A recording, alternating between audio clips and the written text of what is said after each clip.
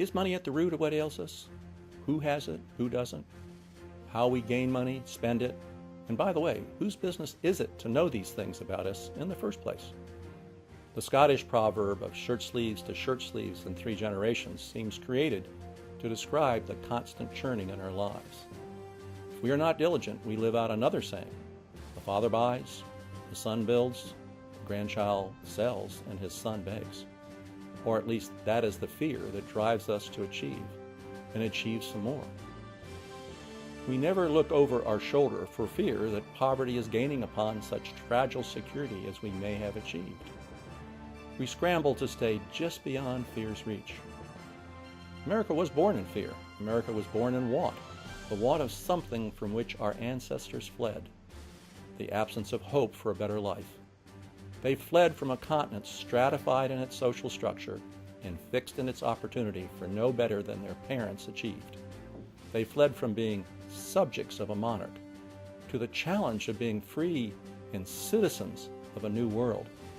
They arrived on the edge of this great continent with but a peppercorn, just a peppercorn of hope for something better. They then hacked a beachhead from its forests and streams, pried rocks from its fields with their bare hands, and tilled its rich soil. They built great cities and spread across the land, overtaking the mountains, first as an intrepid few, and then in a cascade of wagons and brave legions from Europe and Asia, given heart by the accomplishments of its first generations. Our ancestors tied our coast together with bands of steel, ever developing our land's vast resources for better lives and to exult in the satisfaction of their freedom. Ted Turner once said that life's a game. Money is how we keep score. Well, if so, Americans have played the game exceedingly well, and even the poorest have been uplifted. It would be a mistake, however, to count these gains as a community effort. It has been gained by individuals, men and women of talent, pursuing one at a time their personal success and benefiting the community by the sweat of their brow or their brawn. Mistake not that money to be savored must be won by diligent effort. If the muscles ache or the mind is fogged by the fatigue of dedicated mental effort, contemplation of the lucre won is oh so sweet. Self-respect comes not with the handout, but with the hand up, for whatever coin of value you will accept in an amount freely negotiated. Do we really want to flirt with disaster by allowing a bloated federal bureaucracy to overwhelm a winning formula? Ayn Rand refers with disgust to the moochers who would wean you from your hard-won gains by tears or outright theft. Hayek notes the inevitability of government's intrusion in the allocation of goods as begetting tyranny and loss of freedom.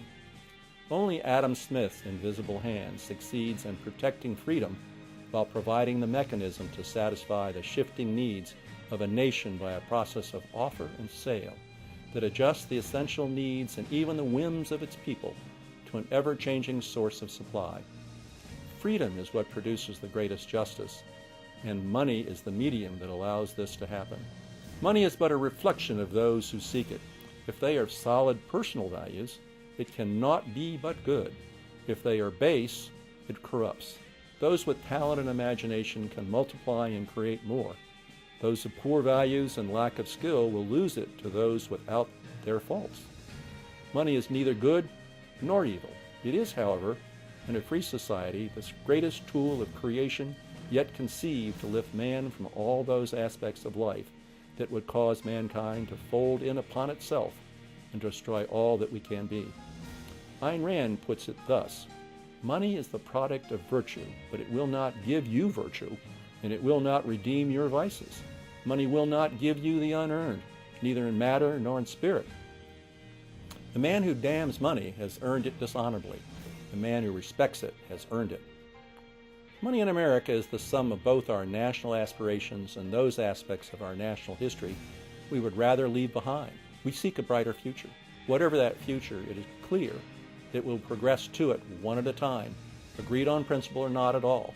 If we do not remain true to our principles, we will have cause to lament, along with Yogi Berra, a nickel ain't worth a dime anymore.